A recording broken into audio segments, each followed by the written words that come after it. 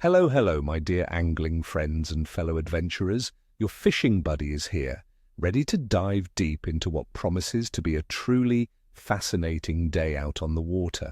Today, we're talking about the 14th of January 2026 in our beautiful New Zealand. Now, why is this day special, you ask?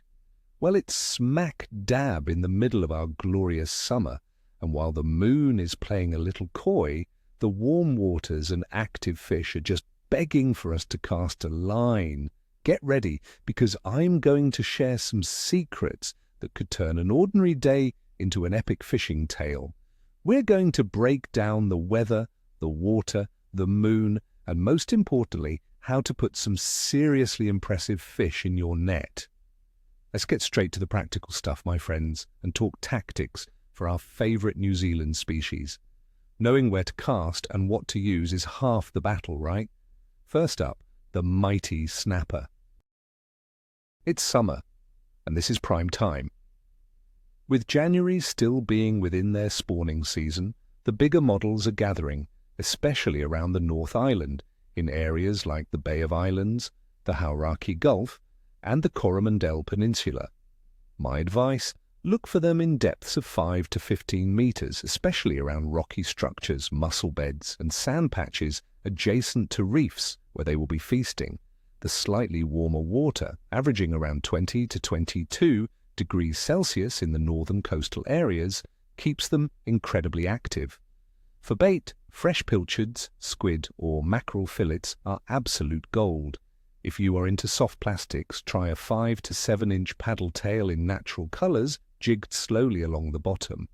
For lure enthusiasts, small jigs or soft plastics retrieved with a slow, erratic action will certainly get their attention. Next, the incredible Kingfish, our yellowtail rockets. January through April is prime kingfish territory. These powerful predators love structure, so target reefs, pinnacles, and prominent drop-offs, especially where current brings baitfish to them. Think offshore islands and coastal headlands.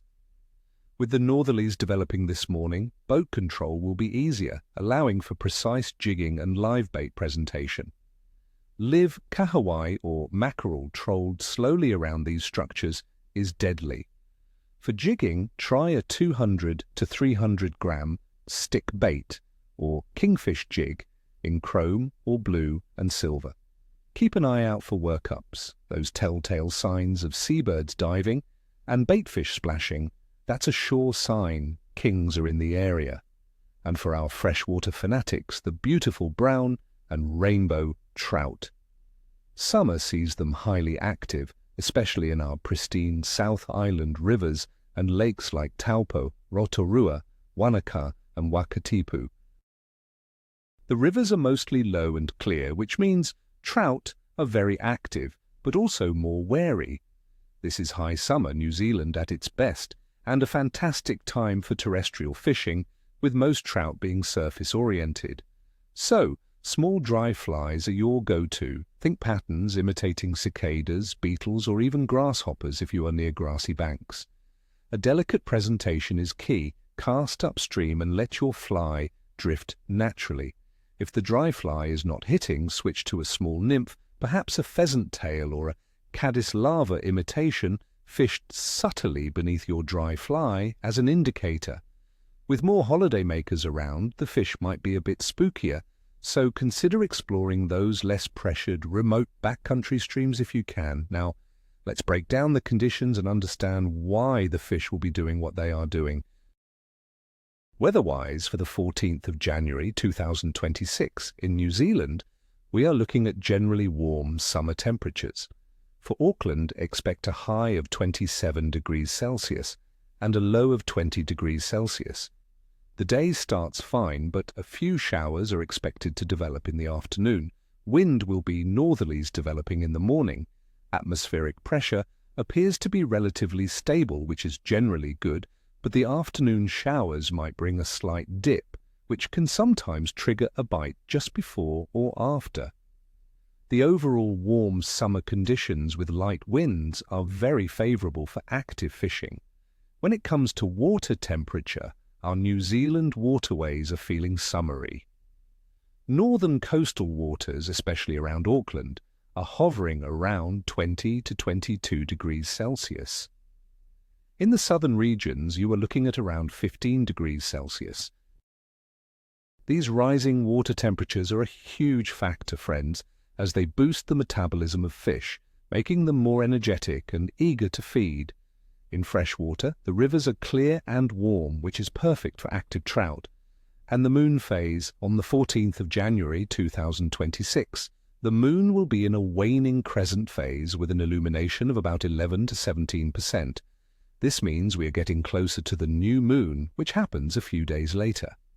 Many anglers, myself included, believe that while the period immediately after a full moon can see a slight dip, the approach of the new moon can often bring renewed activity due to stronger tidal movements in saltwater, especially during dusk and dawn. It's a transition period, urging us to be observant and adapt. Considering all these factors, my overall assessment for fish activity across New Zealand for the 14th of January 2026 is a solid good to very good. The warm summer temperatures and rising water temperatures mean active feeding across both freshwater and saltwater. The waning crescent moon might mean a slightly slower start for some species, but persistent anglers will be rewarded, especially during those feeding windows, perhaps after the light afternoon showers or during the early morning and late evening bites. Saltwater species like snapper, kingfish and kahawai should be actively hunting, offering some thrilling action. In freshwater, the clear, low rivers and increased angler pressure might make trout a little more cautious, demanding skill and subtlety, but they are absolutely there for the taking. So there you have it, my friends. A solid game plan for the 14th of January 2026. Get out there, adapt to the conditions and make some incredible memories. I wish you all tight lines and screaming reels. May your nets be heavy and your stories even heavier.